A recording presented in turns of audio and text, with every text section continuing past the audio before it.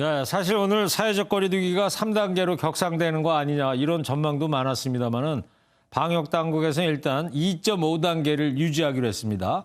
방역 당국의 결정 배경 그리고 코로나 방역 상황 사회부 이권열 기자와 뉴스 추적하도록 하겠습니다. 이권열 기자. 네. 확진자 수가 이제 오늘은 이제 1,000명대 미만으로 이제 떨어졌고 그렇지만 앞서서는 계속 1,000명 이상을 기록했단 말이에요. 그래서 지금 상황만 놓고 보자면 거리두기 3단계로 가야 하는 거 아니냐 이런 상황 같은데요. 네, 3단계 격상 기준이 일주일 동안 하루 평균 확진자 800명에서 1,000명입니다. 그런데 지난 일주간 국내 발생 환자는 하루 평균 999명입니다. 네. 하지만 방역당국은 1월 3일까지 거리두기 2.5단계를 유지하기로 했습니다. 그렇군요. 1월 3일이면 이제 다음 주 일요일인데 그때 또 가서 이제 봐야 될 것 같고요. 그리고 방역 당국에서는 코로나 확산세가 꺾였다. 지금 이렇게 보고 있는 겁니까? 네, 오늘 권덕철 보건복지부 장관의 표현을 좀 보자면요. 아슬아슬한 균형 상태를 이어가고 있다고 말했습니다. 또 조금 더 노력하면 상황을 반전시킬 수 있다고도 밝혔습니다. 그래요. 그 환자가 이제 1,000명 가까이 나오는 상황인데 거리두기를 2.5단계로 계속 가져가는 게 괜찮을지 이거 걱정하는 분들이 꽤 많거든요. 네, 그런데 일단은 거리두기 2.5단계가 효과가 나타나고 있다는 게 방역당국의 분석입니다. 수도권에서 이동량 자체가 감소한 것이 주요 원인으로 보입니다. 네. 우선 수도권의 경우 지난 2주간 환자 증가가 둔화하고 있습니다. 확진자 숫자 못지않게 중요한 게 재생산 지수인데요. 확진자 한 명이 감염시킨 다른 확진자의 수인데 수도권 감염 재생산 지수가 지난주 1.27에서 1.07로 내려갔습니다. 지금 화면에 나오고 있네요. 네, 그렇습니다. 코로나 전파가 주춤하고 있다는 뜻입니다. 또 입원 가능한 병상도 어느 정도 확충을 했습니다.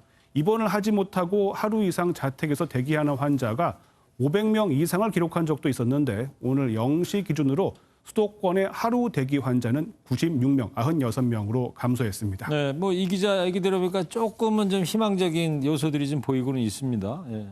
근데 거리두기 2.5단계가 이제 유지가 되고 있습니다만은 핀셋 방역이 네네. 강화되는 곳이 또 생긴다면서요? 네, 그렇습니다. 그동안 패스트푸드점은 매장 내 식사가 가능하다 보니까 커피나 음료를 시켜서 매장에서 드시는 분들이 많았습니다. 그런데 앞으로 패스트푸드점도 카페와 동일하게 커피, 음료만 주문하면 포장이나 배달만 허용합니다. 네. 또 내일부터 은행 객장에 이용객 10명까지 들어갈 수 있습니다. 그러면은 11번째 이용객은 출입구에서 기다려야 합니다. 밖에서 기다려야 된다고요? 네, 그렇습니다. 객장 안도 직원과 상담 고객 간 거리를 최소 1.5m 이상 유지하기로 했습니다. 그리고 앞서 전해드렸습니다만 우리나라에서도 이 변이 바이러스에 대한 공포가 지금 커지고 있단 말이에요. 명칭도 사실 좀 헷갈리는데 변이가 맞는 건데 또 변종을 쓰는 분도 계시고 어떤 게 맞는 거예요? 네, 일단은 지금 단계에서는 변이로 이해를 하시는 게 좋겠습니다. 영국 정부의 공식 명칭은 VUI입니다. Variant Under Investigation의 줄임말인데요. 네. 이거를 우리말로 옮겨보자면은 조사 중인 변이체가 맞다는 게 전문가들의 이야기입니다. 예.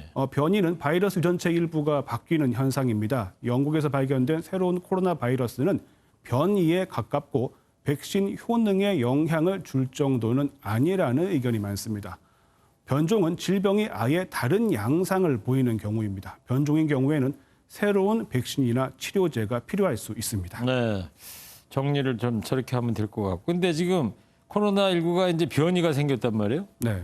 또 다른 또 변이가 또 생길 가능성도 있을 건데 이 변이가 계속되면은 어떻게 되는 겁니까? 사실 전문가들이 가장 좀 우려하는 부분도 그런 부분인데요. 코로나 바이러스의 변이가 계속 이어진다면 변종에 가까운 수준이 될 수도 있습니다. 네. 다만 코로나 변이는 독감 변이보다 돌연 변이 속도가 느리기 때문에 지나치게 걱정할 필요가 없다는 의견도 있습니다.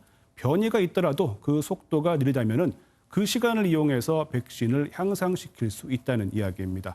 코로나 변이에 대한 연구가 어느 정도 마무리돼야 변이에 대한 확실한 대비책이 나올 것으로 보입니다. 네. 그렇군요. 뭐 결국 코로나 정보까지는 시간이 조금 더 필요할 것 같고요. 그때까지 우리 모두 방역 수칙 철저하게 준수하고 조심하는 길밖에 없는 것 같습니다.